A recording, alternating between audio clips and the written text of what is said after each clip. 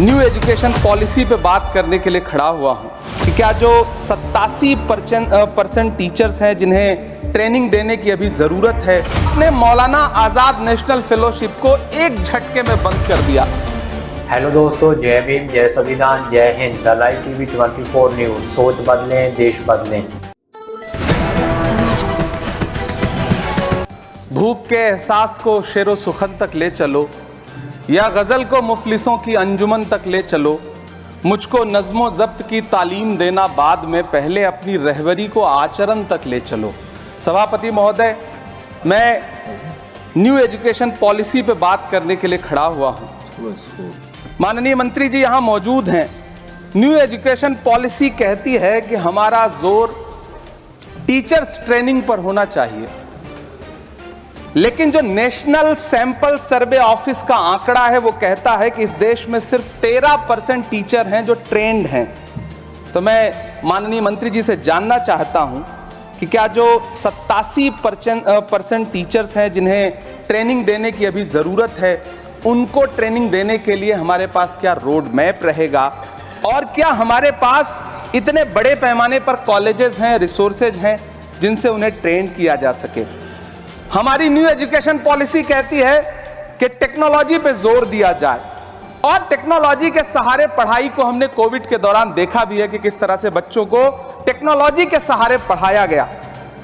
लेकिन मैं माननीय मंत्री जी से पूछना चाहता हूं कि जब इस देश में 80 करोड़ लोग 5 किलो राशन पे गुजारा कर रहे हों, तो क्या उन परिवारों तक इंटरनेट, कंप्यूटर, लैपटॉप जैसी सुविधाएं पहुंचाने के लिए कोई रोड मैप है ताकि उनके बच्चों को शिक्षित किया जा सके?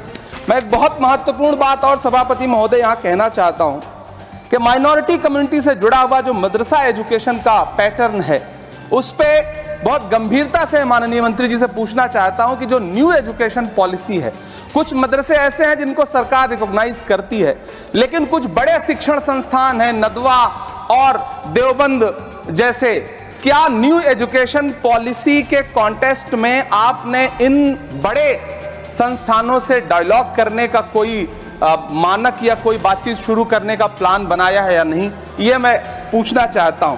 और एक बहुत महत्वपूर्ण बात मंत्री जी से मैं पूछना चाहता हूं कि बहुत सारे माइनॉरिटी इंस्टीट्यूट थे जहां पर स्कॉलरशिप का प्रावधान था, लेकिन आपने मौलाना आज़ाद नेशनल फेलोशिप को एक झटके में बंद कर दिया।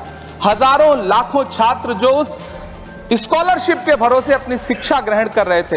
एक तरफ प्रधानमंत्री जी कहते हैं सबका साथ सबका विकास, एक हाथ में कंप्यूटर एक हाथ में कुरान, लेकिन जब स्कॉलरशिप आप बंद कर देते हैं तो गरीब तबके से आने वाला अल्पसंख्यक समुदाय के जो बच्चे हैं, उनकी शिक्षा व्यवस्था को लेकर के, उनकी शिक्षा को आगे बढ़ाने को लेकर के आपके पास क्या प्लान है?